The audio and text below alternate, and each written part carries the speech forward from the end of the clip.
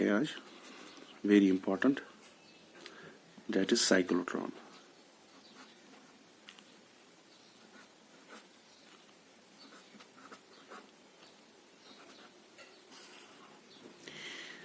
Cyclotron होता क्या है? It is a type of a machine. It is a machine used to accelerate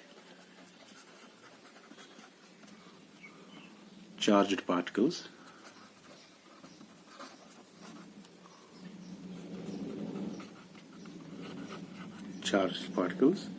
like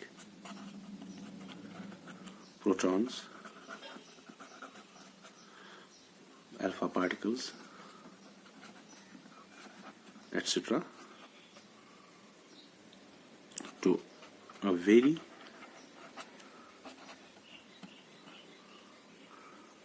high energies. Now, what is the principle upon which it works?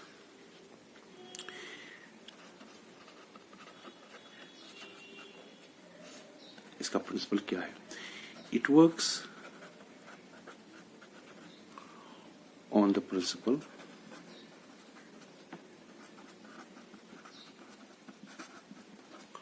that when a charged particle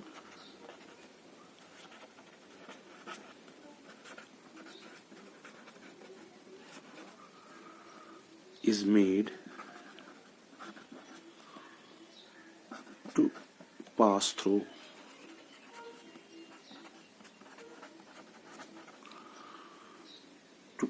a very high electric field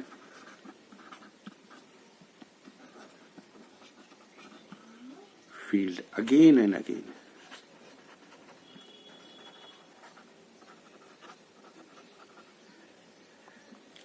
it acquires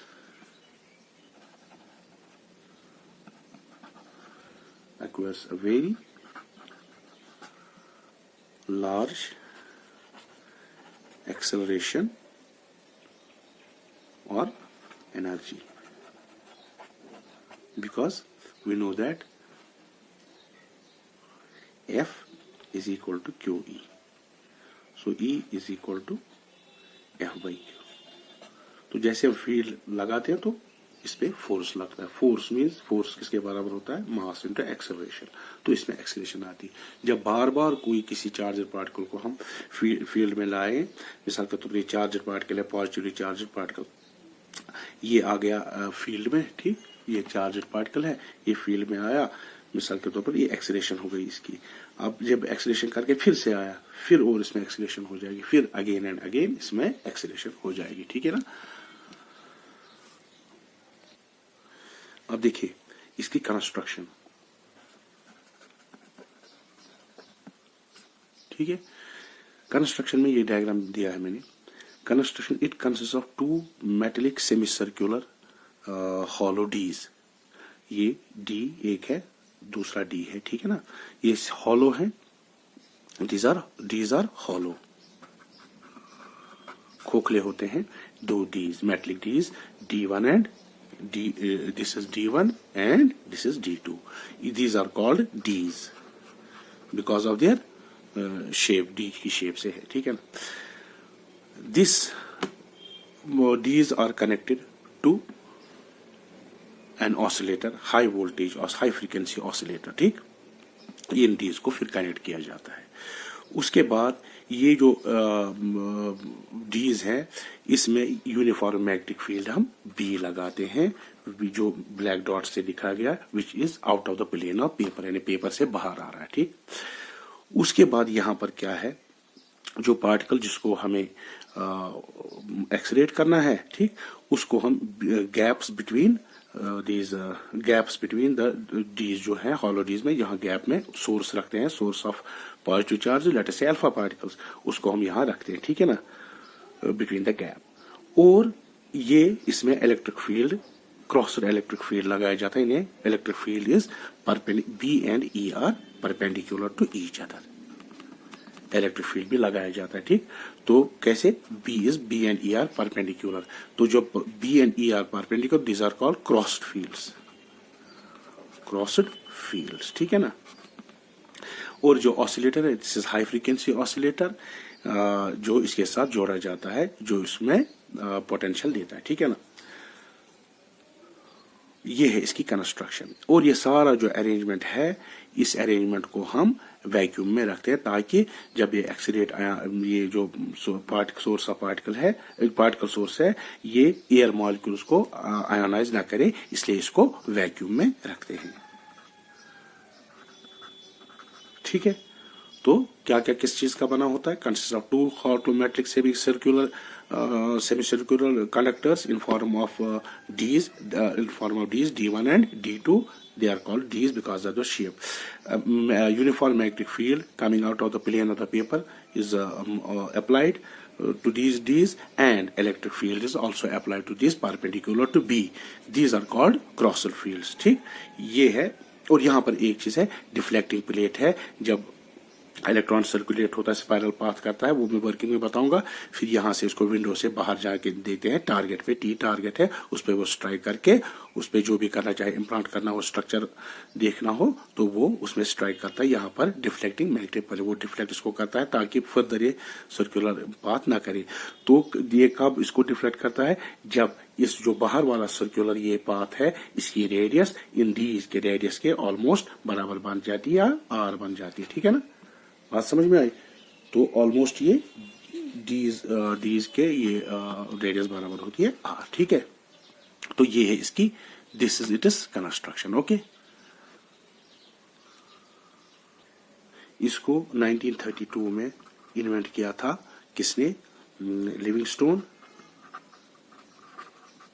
कभी पूछा जाता है, Livingstone and Lawrence, इन्होंने इसको invent किया था, ठीक है ना। अब देखिए इसकी वर्किंग। सपोज हमने यहां पर एक चार्ज पार्टिकल डाला, लेट्स से किसी सोर्स से प्रोटॉन डाला, यहां पर पॉजिटिव चार्ज। यहां पर हमने जो ऑसिलेटर है, ये जो ऑसिलेटिंग वोल्टेज, यानी ऑसिलेटिंग वोल्टेज कैसे होती है, ऐसे, ठीक। उसकी फ्रीक्वेंसी अपनी होती है very high frequency, applied frequency new way, ठीक है ना।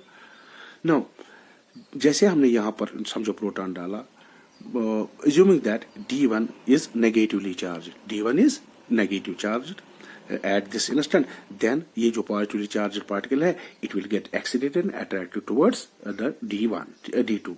Now, inside D, this is a hollow semicircular, ये hollow conductor है। जैसे यहाँ हम ये पार्टिकल प्रोटॉन या जो भी पार्टिकल हमने डाला पॉजिटिव चार्ज पर, inside the hollow conductor, because we know that inside the hollow conductor electric field is 0। तो यहाँ पर ये जो इलेक्ट्रिक फील्ड इस गैप में तो है, लेकिन इस हॉलो में नहीं है। तो जब इस हॉलो में नहीं है, तो अब यहाँ पर सिर्फ वेलोसिटी चार्ज पार्टिकल मूव कर रहा है किसी वेलोसिटी से, और उसके परपेंडिकुलर मैग्नेटिक फील्ड है। तो जब परपेंडिकुलर मैग्नेटिक फील्ड होगा डायरेक्शन ऑफ द चार्ज, तो वो सर्कुलर पाथ बनाता है, ठीक। वो हमने पढ़ा है, उसकी लिंक मैं दे दूंगा। तो ये सर्कुलर पाथ ऐसे करता है। जो ही ये यहां पहुंच जाता है, तो अब उस टाइम क्या होता है, इस ऑसिलेटर के फ्रीक्वेंसी को ऐसे एडजस्ट किया जाता है, जैसे यहां पर पहुंचे पार्टिकल, तो ये D2 पॉजिटिव बन जाता है, इसको रिपेल करता है, और D1 नेगेटिव बनता है, तो इसको अट्रैक्ट करता है। तो यहां पर एक्सीलरेशन हो जाती है इसको, ठीक, because electric field acts here.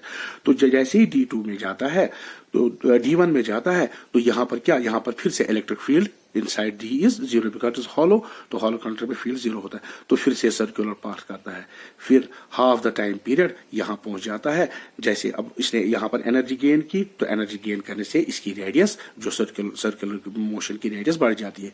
तो अब यहां पर जब पहुंचता है हाफ द टाइम पीरियड के बाद, फिर गैप में आता है, फिर ये जो फेज चेंज हो जाता है, ये पॉजिटिव बनता है, ये नेगेटिव, फिर ये पॉजिटिवली चार्ज पार्टिकल अट्रैक्ट होता है, फिर D2 में चले जाता है, यहाँ पर फिर से इसको कोई फील्ड है, फिर सर्कुलर पाथ मैग्नेटिक फील्ड जो परपेंडिकुलर में डाला है, फिर सर्कुलर पाथ, फिर ऐसे ही बार बार यहाँ आता है और इसकी एक्सेलरेशन वेलोसिटी बढ़ जाती है, एक्सेलरेशन होती है तो वेलोसिटी बढ़ जाती है, वेलोसिटी के बढ़ने से ये जो रेडियस है इसकी बढ़ती जाती है और इस काइनेटिक एनर्जी गेन करता रहता है और फाइनली यहाँ से इसको यहाँ डिफ्लेक्टिंग पट्टी से डिफ्लेक्ट करके यहाँ से चार्जर पार्टिकल निकलता है और टारगेट को हिट करता है, ठीक है ना। जो भी वहाँ टारगेट हो, चाहे सिंथेसाइज करना हो मटेरियल या इम्प्लांट करना हो कोई पार्टिकल इसमें किसी स्ट्रक्चर में या एग्जामिन करना हो, तो वो यहाँ टारगेट पे होता है। अब यहाँ पर एक चीज होता है, यहाँ पर जो रेडियस देखिए, पहले इस सर्कल की रेडियस R1 है, फिर R2 है रेडियस मिसाल, फिर R3, फिर R4 and so on and so fourth.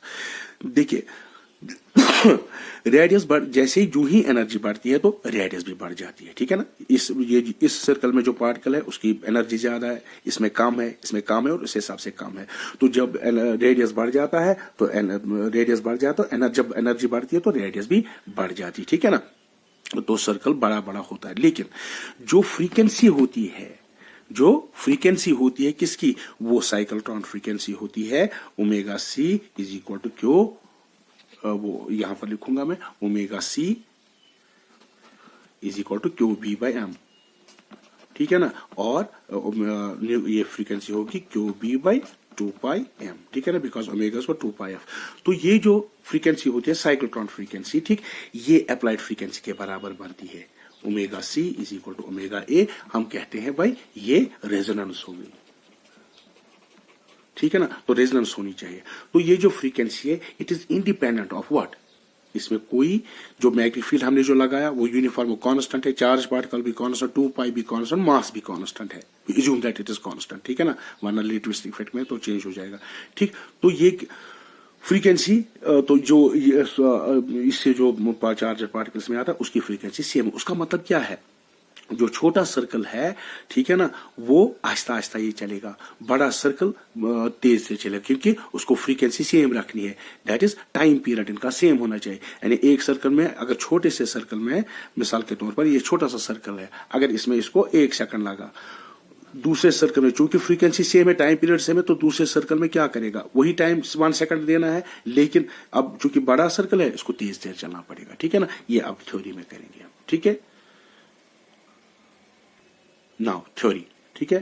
Theory में क्या है, जो इलेक्ट्रॉन यदि इसमें जाता है सर्कुलर पाथ में तो उस पे कौन सा एक्ट करेगा, मैग्नेटिक फोर्स, ठीक है ना, वही प्रोवाइड करेगा इसको सेंट्रीपिटल फोर्स, क्योंकि सर्कुलर मोशन करने के लिए जरूरी होना चाहिए सेंट्रीपिटल फोर्स। तो वो कौन पर करता है, magnetic force, Lorentz force, magnetic Lorentz force. वो क्यों होता है वो हमने देखा, अगर यहाँ पर मैग्नेटिक फील्ड है, ठीक, ये मैग्नेटिक फील्ड है, बी ये वेलोसिटी है, तो यहाँ पर मैग्नेटिक फोर्स होगा जो लॉन्स फोर्स इस पे एक्ट करेगा perpendicular to the plane containing this, ठीक है ना।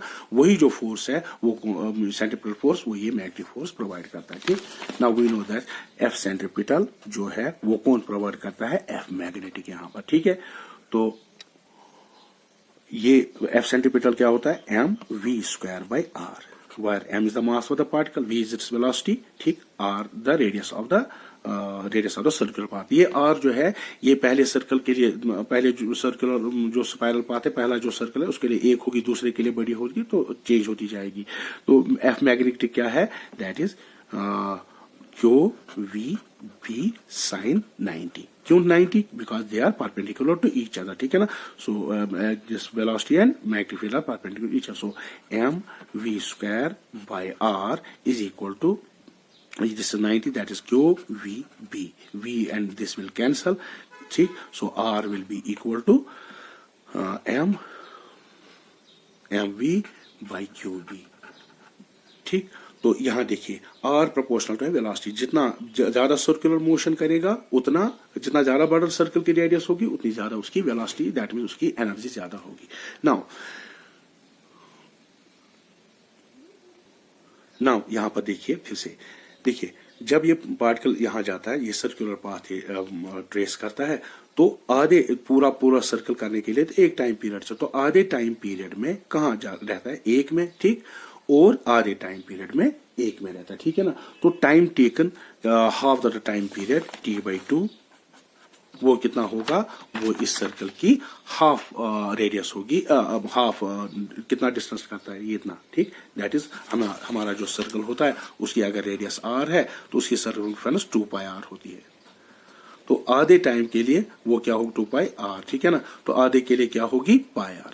तो टाइम ये है, ठीक, t/2 ये टाइम है। टाइम किसके बराबर आता है, डिस्टेंस बाय वेलोसिटी। अब डिस्टेंस कितना करता है हाफ टाइम पीरियड में, पाई r।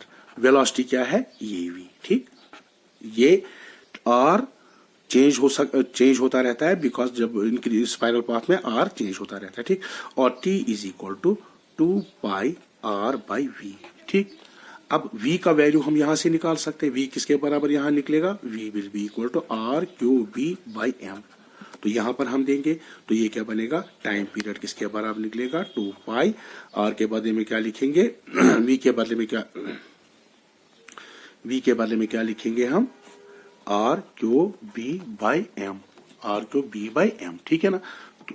तो m ऊपर चला जाएगा, this r and r will cancel, so this will be equal to 2 pi m by qb। ये इसका टाइम पीरियड है, ठीक। So t is equal to 2 pi m by qb। देखिए जो उसका टाइम पीरियड है, जो मैंने अभी बात की, it is independent of the velocity of this और रेडियस ऑफ दिस। यानी चाहे सर्कल कितना भी बड़ा हो, टाइम पीरियड सेम है। तो इसका मतलब है जब बड़ा सर्कल वो बनाएगा, जब घूमेगा मैग्नेटिक फील्ड में डीज में, तो सर्कुलर पाथ बनेगा। अगर छोटा सर्कल है तो वो आहिस्ता आहिस्ता चलेगा, अगर बड़ा सर्कल है तो तेज से चलेगा, क्योंकि टाइम पीरियड एक ही, उसको एक ही टाइम लगाना, चाहे छोटा सर्कल हो या बड़ा सर्कल, ठीक है ना। तो अभी हमने देखा जो टाइम पीरियड है 2 पाई m बाई qb, ठीक। नाउ फ्रीक्वेंसी किसके बराबर होगी, उसको कहते हैं हम cyclone frequency. That is omega c will be equal to reciprocal of time period. So omega c will be equal to, इसका रेसिप्रोकल करें वो qb by 2 pi m। And angular frequency किसके बराबर होगा, 2 पाई इंटू दिस, ठीक है ना। So that will be 2 पाई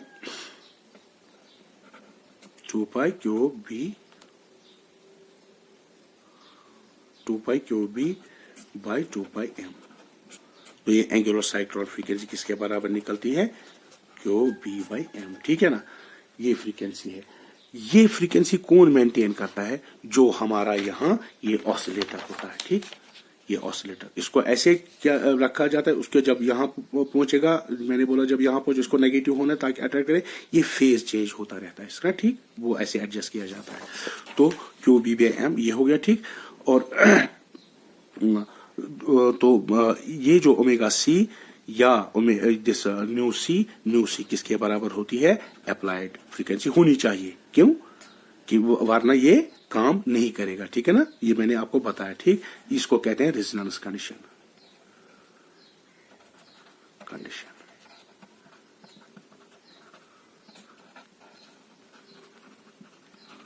ठीक है ना। तो रेजोनेंस कब होती, जब अप्लाइड जो फ्रीक्वेंसी होती है ऑसिलेटर की, वो होनी चाहिए क्या, साइक्लोट्रॉन फ्रीक्वेंसी। तभी क्या रहेगा, तभी वो इंडिपेंडेंट ऑफ वेलोसिटी ये रहेगा। वेलोसिटी कुछ एनर्जी जो भी हो, उसकी फ्रीक्वेंसी सेम रहेगी, टाइम पीरियड सेम रहेगा, ठीक है ना। ये हो गया। नाउ मैक्सिमम काइनेटिक एनर्जी, अब करेंगे बात मैक्सिमम काइनेटिक एनर्जी। नाउ अभी हमने देखा था इससे पहले कि वेलोसिटी जो पार्टिकल की होती है v, वो होती है b q r by m, while r the radius of the circular path. Now kinetic energy gained that is equal to, चूंकि वेलोसिटी जब इंक्रीज होगी तो काइनेटिक एनर्जी गेन हो। काइनेटिक एनर्जी किसके बराबर होती है, 1/2 mv स्क्वायर। तो 1/2 mv स्क्वायर किसके बराबर होगा, 1/2 m v किसके बराबर, b क्यू, तो v स्क्वायर होगा b square q square r square by m square, ठीक है ना। v square r square by m square, यहाँ हो गया 1/2 m, ठीक है ना। m and m will cancel out. So kinetic energy जो होगी वो किसके बराबर होगी, 1/2 b square q square r square by m, ठीक। नाउ चूंकि r चेंज होता रहता है, क्योंकि बॉडी जो है सर्कुलर पाथ में, यहाँ पर कुछ रेडियस है इस सर्कुलर पाथ की, इसकी कुछ है, इसकी कुछ है, तो मैक्सिमम ये वाली, ठीक। तो काइनेटिक एनर्जी मैक्सिमम का बनेगी जब आर आपका मैक्सिमम, बाकी तो सभी चेंज, बी सेम होगा, क्यू सेम होगा, एम चेंज नहीं होगा। So it will be 1/2 b square q square r m square. m is the maximum radius, ठीक है ना, divide by m. Sometimes it may be equal to the radius of d's. rm may be equal to radius of d's, radius of d's, ठीक है ना, ठीक है, ये हो सकता है. ये हो गया काइनेटिक मैक्सिमम काइनेटिक एनर्जी. आप देखिए, चूंकि जो पार्टिकल हमने डाला है जो सर्कुलर पाथ करता है वो रेवोल्यूशंस बनाता है, ठीक है ना, ऐसे रिवॉल्व करता है, तो कितनी रेवोल्यूशन टोटल करता है इसमें, तो वो हम निकाल सकते हैं. तो अगर n is number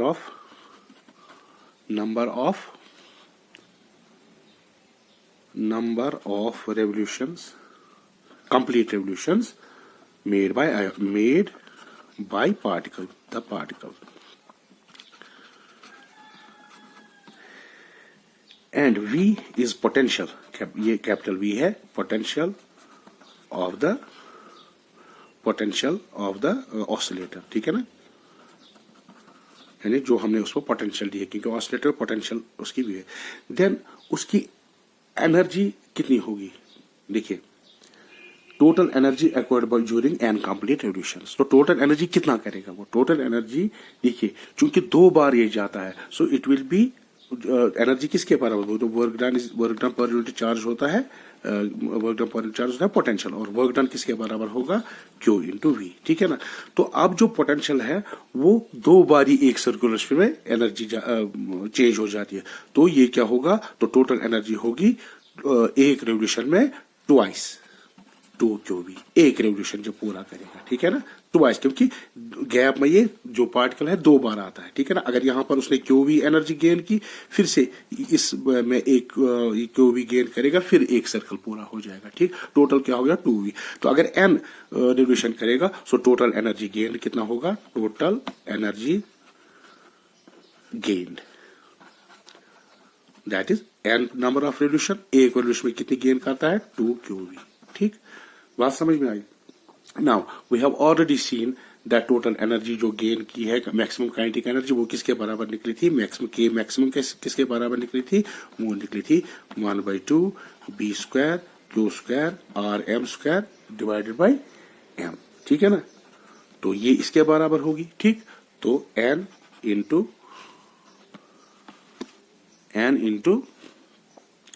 2qv is equal to 1/2 b square q square r m square divided by m, ठीक है.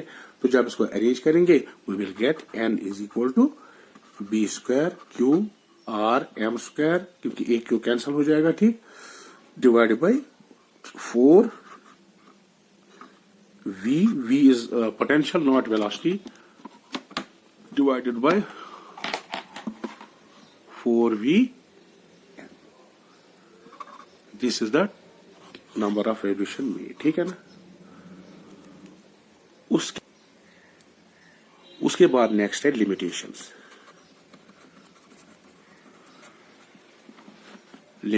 ओके, लिमिटेशंस क्या है, it can not accelerate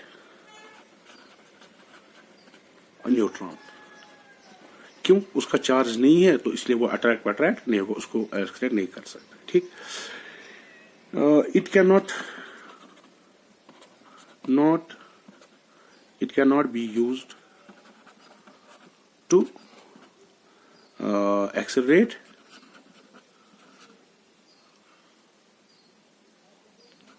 accelerate electrons. क्यों, इलेक्ट्रॉन्स चूंकि मास इलेक्ट्रॉन बहुत स्मॉल होता है, जैसे ही वो हाई वोल्टेजेस में आता है, ठीक, हाई फ्रीक्वेंसी वोल्टेज आता है, वो इतना गेन करता है, वो स्टेप आउट हो जाता है, ठीक है ना. यानी सर्कुलर पाथ जो ट्रेस करता है, ये जब इलेक्ट्रॉन इसमें आएगा, वो बहुत, चूंकि मास कम है, उसको बहुत काइनेटिक एनर्जी बन जाती है, तो ये जो ऑसिलेटर होता है उतना ये तेज नहीं, जितनी उसने काइनेटिक एनर्जी उतनी तेज इसमें ये जो फेज चेंज नहीं होता है, इसलिए आउट ऑफ स्टेप होता है, तो इसलिए यहां पर वो यूज नहीं किया जाता है, ठीक.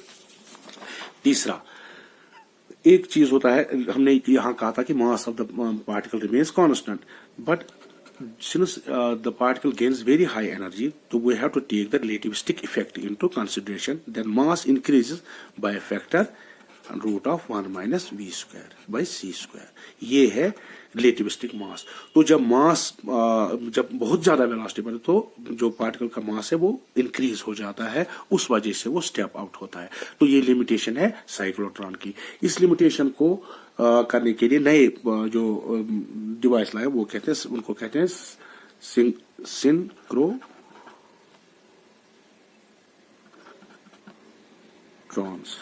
और SYNCHO सिंको साइक्लोट्रॉन्स। ये जो आउट ऑफ स्टेप उनको ये होते हैं रिलेटिविस्टिक इफेक्ट को कंपनसेट करने के लिए उनमें डीज में कुछ चेंजेस की जाती है, तो वो उन डिवाइस को हम सिंक्रो साइक्लोट्रॉन्स कहते हैं या सिंको साइक्लोट्रॉन्स कहते हैं। ठीक है ना। यूजेस इसके क्या है? यूजेस हैं इसके, ये आयॉन्स इम्प्लांट करते हैं किसी स्ट्रक्चर में। अगर आयॉन इम्प्लांट करना है, आयॉन इम्प्लांटेशन